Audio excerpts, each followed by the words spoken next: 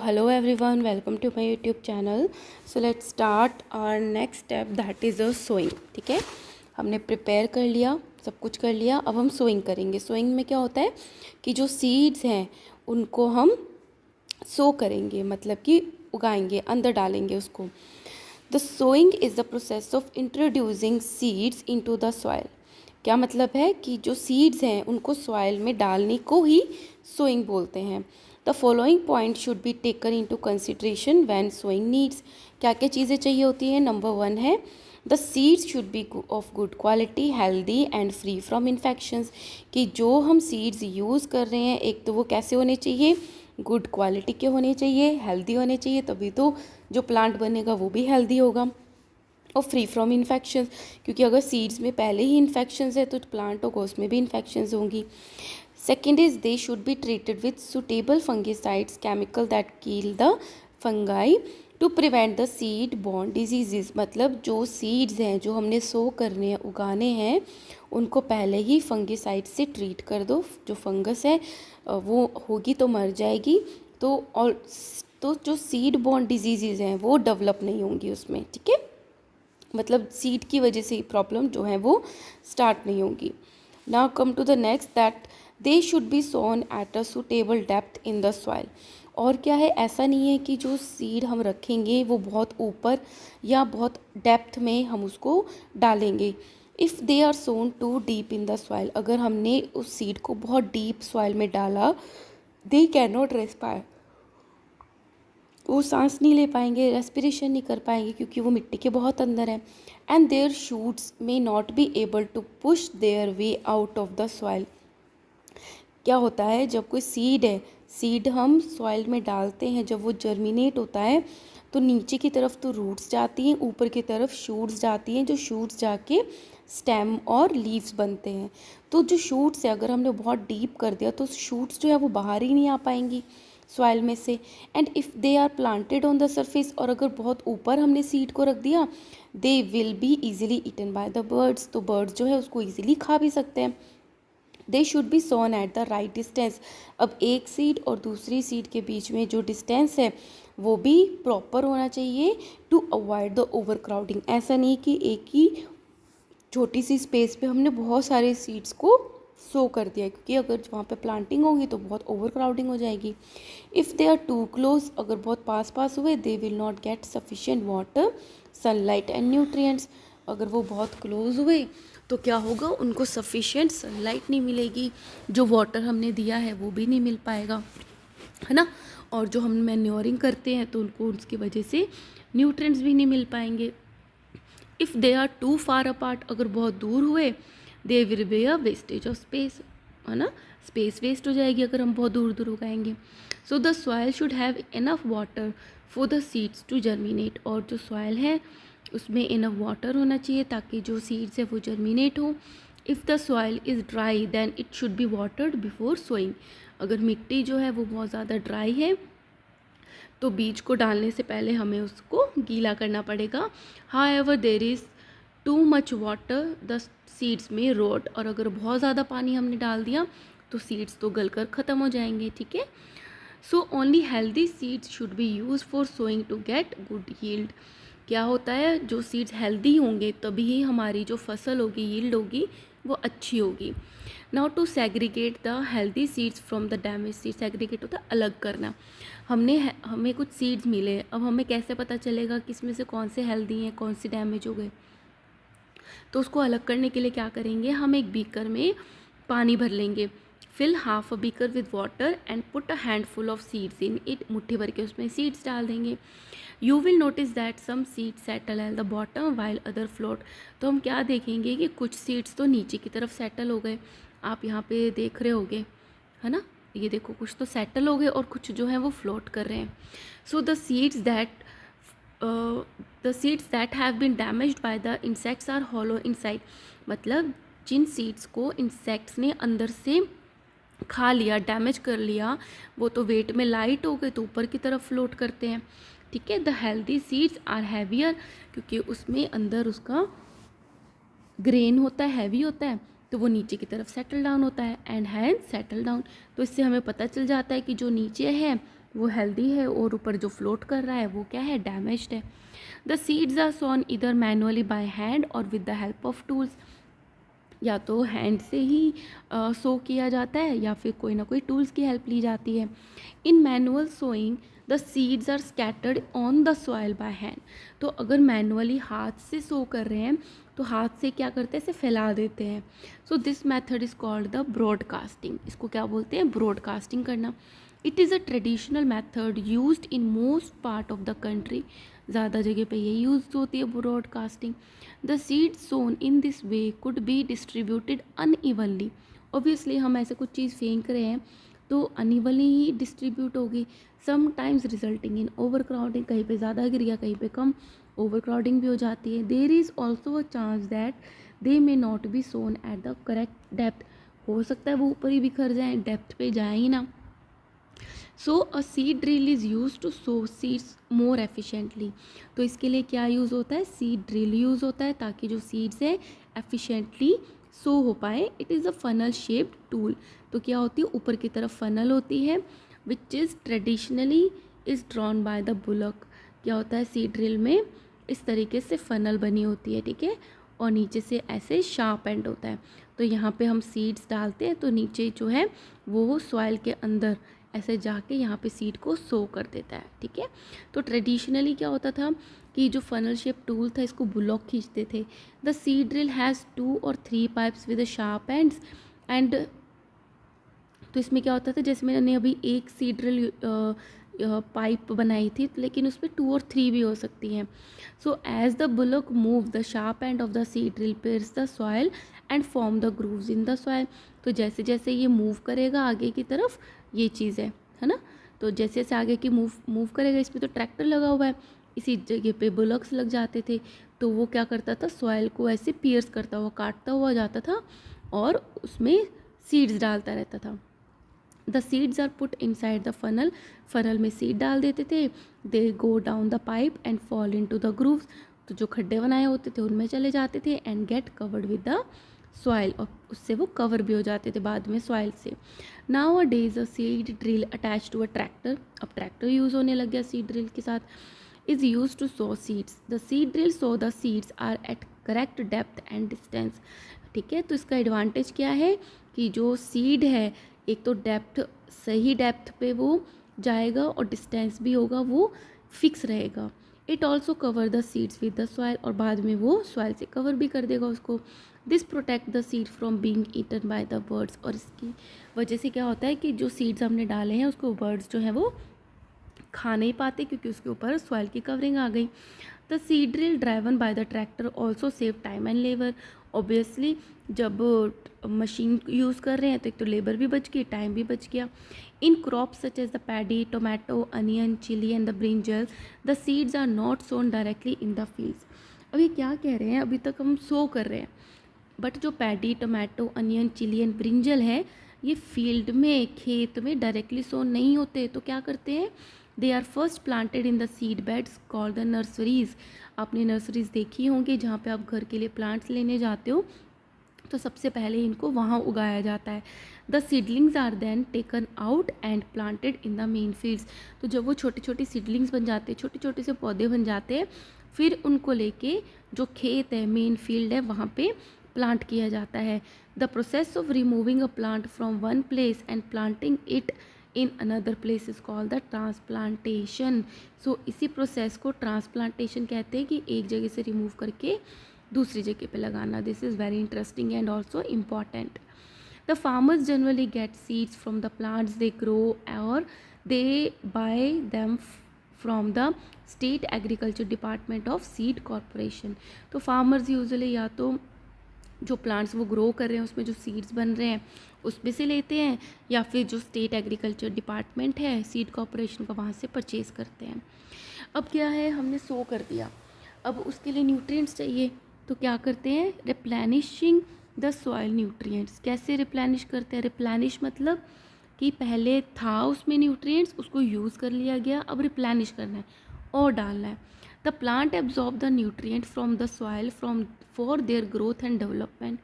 अब प्लांट तो एब्जॉर्ब करते रहते हैं अपने न्यूट्रिएंट्स, अगर उनको ग्रो करना है, जैसे हमको फूड चाहिए उनको भी चाहिए।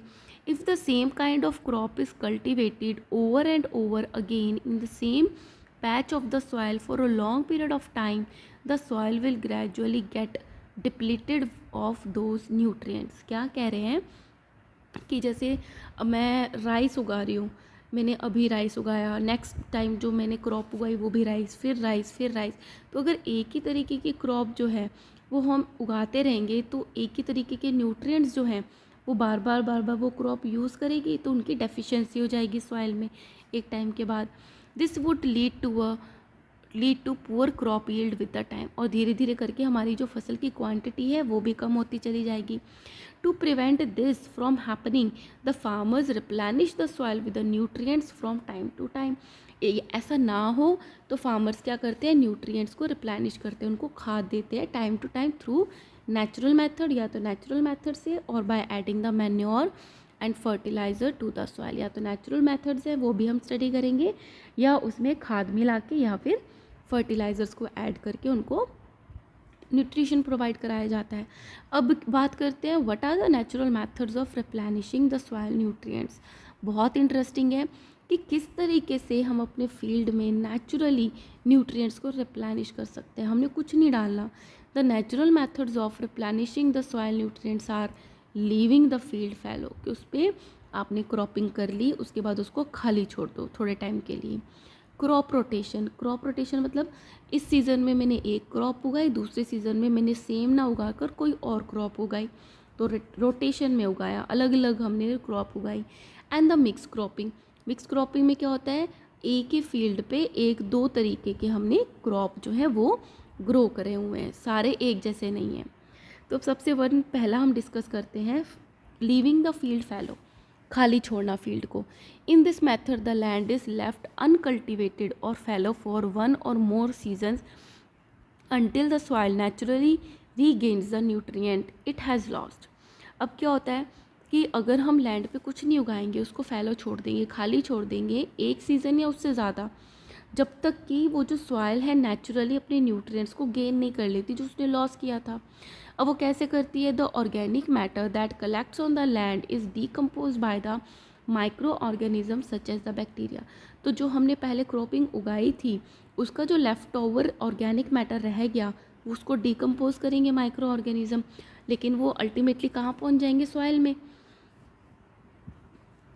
इन the process minerals and the essential nutrients are added to the soil, तो वो सारे न्यूट्रिएंट्स सॉइल में चले गए।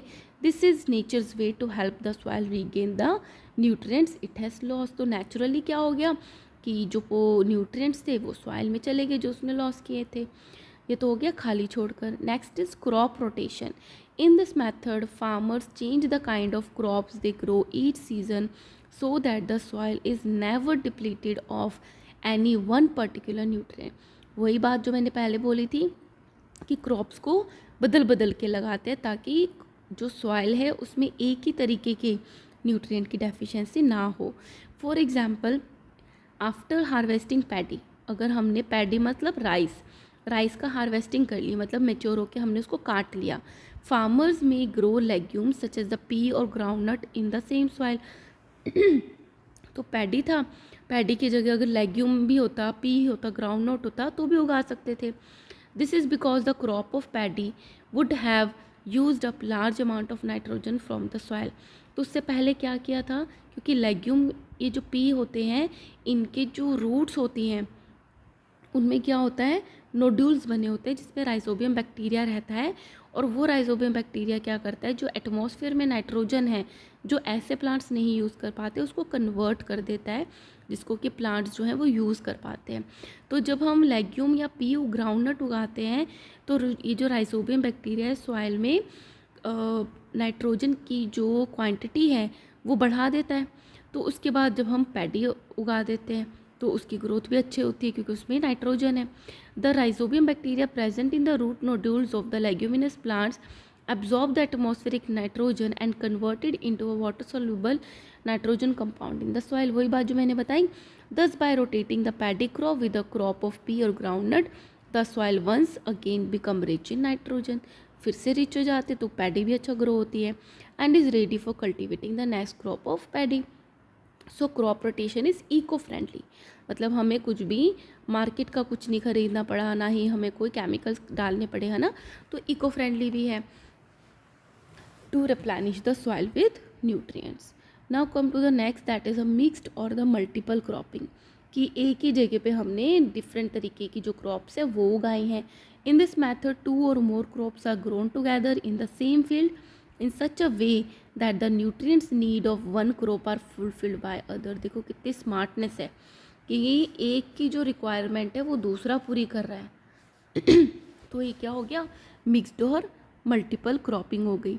For example legumes such as the pea, soybeans and the green beans are often grown along with the cereals such as the wheat paddy in the same field. अब हमने इनको साथ उगाना ही शुरू कर दिया ताकि जो पैडी और जो वीट की रिक्वायरमेंट है वो पी, सोयाबीन और ग्रीन बीन्स जो है वो उसको पूरी कर देती हैं। ना एडिशन ऑफ द मैन्योर और फर्टिलाइज़र, एक तो नेचुरल मेथड से, अब हमने उसमें मैन्योर और फर्टिलाइज़र ऐड कर दिए न्यूट्रिएंट्स के लिए। At times the natural methods are not enough to maintain the fertility of the soil. अब हमें डिमांड बहुत है, पॉपुलेशन बहुत है, अच्छी ग्रोथ चाहिए, तो क्या है कि सिर्फ जो नेचुरल मेथड्स हैं वो एनफ नहीं है कि वो सॉइल की फर्टिलिटी को मेंटेन करे, specially in a very large field. So farmers add manure and fertilizers to the soil from time to time. इसलिए फार्मर्स ने हमने क्या करना शुरू कर दिया, मैन्योर और फर्टिलाइजर्स को ऐड करना शुरू कर दिया। Adding manuring to replenish the soil with nutrient is called the manuring. तो मैन्योर को ऐड करना to replenish the soil is called the manuring. Simple है। Manure are of 3 kinds, namely farm yard manure, compost and the green manure. तो 3 types के manure की बात करेंगे। First is farm yard manure. It is obtained from the cattle dung, जो उसकी excreta होता है उसको यूज़ करते हैं, उसके यूरिन को यूज़ करते हैं, स्ट्रॉ जो भूसे होते हैं, लीव्स होते हैं, और अदर फार्म यार्ड वेस्ट को यूज़ करके फार्म यार्ड मैन्योर बनाया जाता है। कंपोस्ट में क्या होता है, it is obtained from the decomposed, compost से याद कर सकते हो डीकम्पोज्ड, जो डेड प्लांट्स और एनिमल वेस्ट होते हैं जो डीकम्पोज हो जाते हैं, all these waste are buried inside a pit with the layer of soil in between them. और उनके बीच में क्या कर देते हैं, खड्डा खोद के ये सब डेड प्लांट्स और एनिमल वेस्ट डाल देते हैं, फिर वो कंपोस्ट बन जाता है। The mixed is left to rot, उसको सड़ने के लिए छोड़ देते हैं। The rotten organic matter is called the compost, और जो वो सड़ जाता है उसी को एक कंपोस्ट बोल देते हैं। Now what is the green manure, it is formed by the decomposition of the fast growing leguminous plants such as the cluster beans और सन हेम्प। तो मतलब यही उगा देते हैं सबसे पहले फास्ट ग्रोइंग लेग्यूमिनस प्लांट, जैसे कि क्लस्टर बीन्स और sun hemp. These plants are grown and ploughed back into the soil. पहले तो उगाते हैं, फिर उसको काट देते हैं नीचे से, मतलब कि प्लो कर देते हैं, टिल कर देते हैं, नीचे से उखाड़ देते हैं, तो वो वापस से क्या करते हैं, मिट्टी में मिल जाते हैं और उनकी नाइट्रोजन जो डेफिशिएंसी है वो पूरी हो जाती है।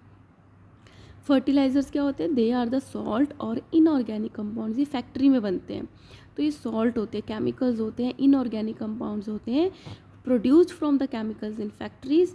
The fertilizers mainly contain nutrients, fertilizer में मेनली क्या होता है, NPK, N stands for nitrogen, P stands for phosphorus and K stands for potassium. ठीक है, सो दिस इज इम्पॉर्टेंट। ना कम टू द एक्टिविटी, इसमें ना क्या आप दिखाया गया है कि 3 बीकर लिए हैं, A, B एंड C, और तीनों में इक्वल क्वांटिटी का पानी ले लिया, सॉरी मिट्टी ले ली, सॉइल ले ली। अब A में क्या किया उन्होंने कुछ भी ऐड नहीं किया, B में उन्होंने फर्टिलाइज़र ऐड किया, बदले देख लेते हैं क्या क्या किया है। Put the soil mix with the manure in a pot A, put the soil mix with urea. A में तो मैन्योर ऐड किया है, B में उन्होंने यूरिया ऐड किया और C में कुछ नहीं ऐड किया। ठीक है, और फिर उसमें एक छोटी सी प्लांटिंग लगा दी तीनों में, और टाइम टू टाइम उनको पानी देते रहे।